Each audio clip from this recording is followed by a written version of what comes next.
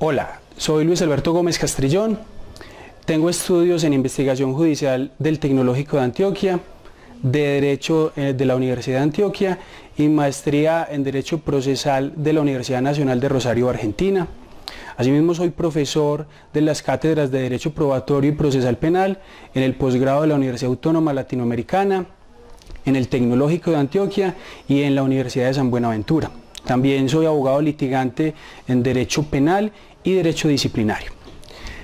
La casación es, salvo la tutela, el último recurso con el que cuentan las partes dentro de un proceso para buscar la corrección del fallo.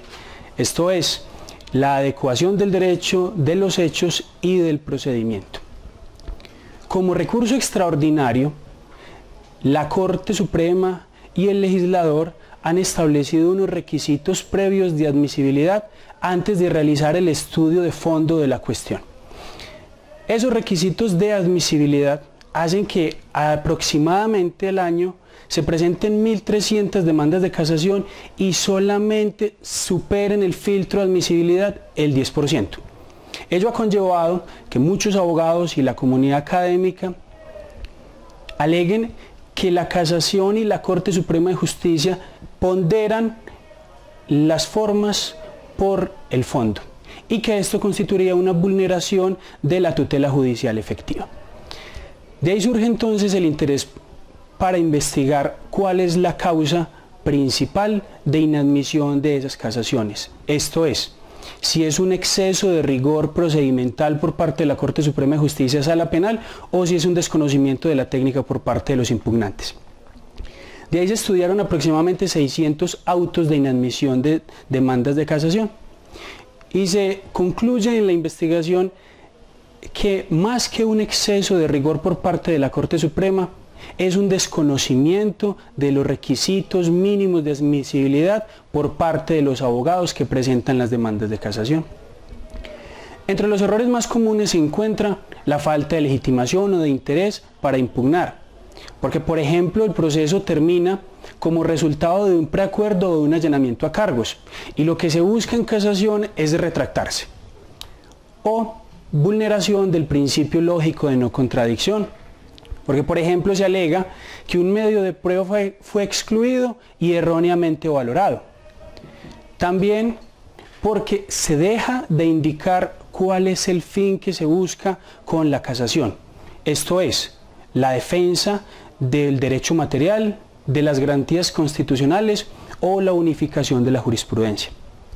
Pero quizás el error más recurrente e importante para la Corte Suprema de Justicia y en el que incurren los casacionistas es no indicar la trascendencia del error en la sentencia.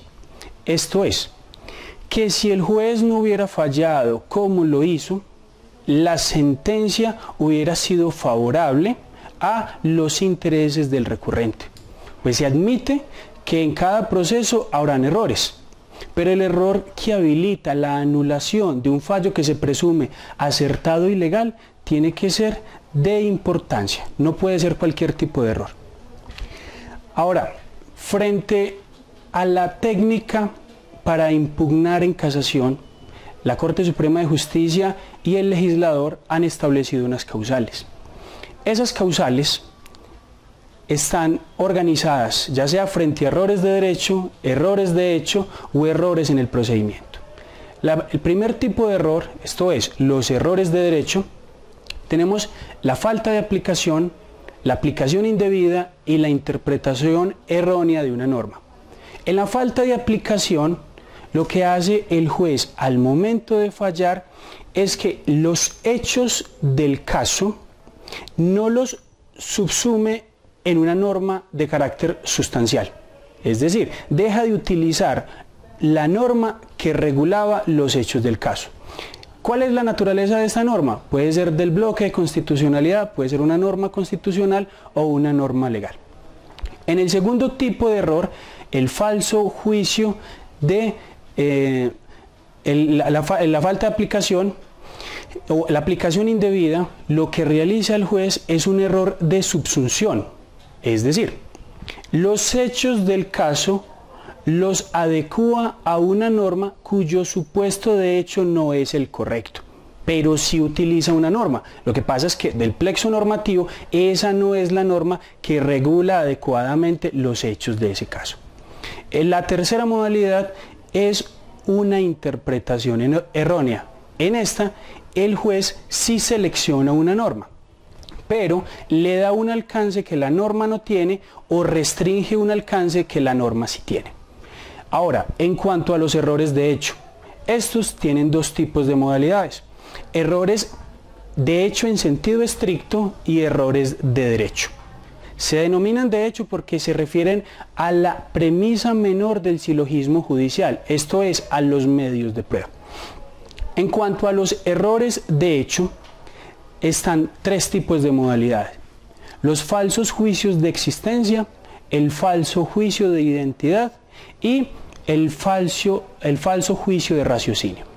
En el falso juicio de existencia, el juez puede o suponer un medio de prueba que legal ni materialmente existe dentro del proceso y dar por probado un hecho, o al contrario, puede omitir y no dar por probado un hecho cuando el medio de prueba existe dentro del proceso. Por eso entonces se habla de dos modalidades: un falso juicio de existencia por suposición y un falso juicio de existencia por omisión. La segunda modalidad sería un falso juicio de identidad. En este, el juez se equivoca al aprender lo que dice el medio de prueba, ya sea porque lo tergiversa, lo pone a decir algo que el medio de prueba no dice, lo cercena o adiciona elementos al medio de prueba, y de esta manera se vulnera una norma de carácter sustancial que es trascendente para el caso. El tercer tipo de modalidad es un falso juicio de raciocinio. ¿Qué pasa en este evento? El juez, al hacer la valoración de los medios de prueba, vulnera la sana crítica, esto es, las leyes de la lógica, las reglas de la experiencia o los principios científicos, toda vez que en la construcción de la inferencia probatoria el juez no respeta la racionalidad. Ahora, los errores de derecho dentro de los errores de hecho. Tenemos dos tipos de modalidades: los falsos juicios de convicción y el falso juicio de legalidad. En el falso juicio de convicción, el juez no respeta el peso o el valor que le ha dado el legislador a un medio de prueba al momento de la valoración. Este es un típico error en los sistemas procesales en los cuales el sistema de valoración es de prueba tasada. Por eso se afirma que en Colombia, como el sistema de valoración es libre, ha caído en desuso ese falso juicio de convicción. No obstante, hay una modalidad de ese falso juicio de convicción que sí se aplica en nuestro sistema colombiano, y ocurre cuando el juez no respeta una valoración que le dio el legislador a un medio de prueba. Esto es, en Colombia está prohibido condenar con pruebas de referencia. Por lo tanto, si un juez condena con una prueba de referencia, no está respetando el valor o el alcance que le está dando el legislador a ese tipo de medios de prueba. Por último, estará el falso juicio de legalidad.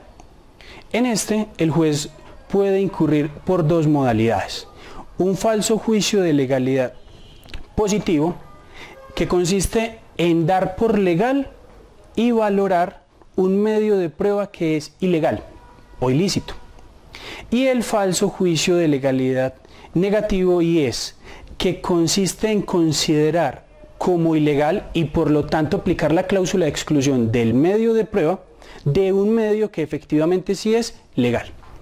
Por último quedan los errores de procedimiento. Aquí la Corte Suprema de Justicia ha diferenciado dos modalidades, y esto es un debido proceso estructural, es decir, las fases del procedimiento, y un debido proceso como garantía, ya sea la no reforma in peor, la apelación, la no reformatio in peius y el principio de congruencia. Por lo tanto, el casacionista debe indicarle específicamente a la Corte cuál es la modalidad del error. si es de estructura o de garantía. Y finalmente quedan los errores en cuanto a la indemnización de perjuicios, que en este evento la casación se regirá por lo preceptuado en la Ley 1564 de 2012, esto es el Código General del Proceso. ¿Cómo está estructurado el texto, la técnica de casación penal editado por la editorial Ledger? En una primera parte se hace una breve referencia histórica para indicar cuál es el origen de este recurso. Luego se hacen unas indicaciones sobre los principios que se deben respetar en la casación penal. Después, unas indicaciones sobre la motivación de un fallo y sobre los errores más comunes que se pueden presentar en este. Más adelante se muestran cuál es el trámite del recurso. Y finalmente el texto va a tener dos modelos de demanda de casación para que el lector pueda haber materializado todo el sustrato jurídico del libro. De esta manera, el lector tiene en sus manos el resultado de un trabajo de aproximadamente 2 años de lectura, debate y diálogo para respetar a la comunidad académica. Muchas gracias.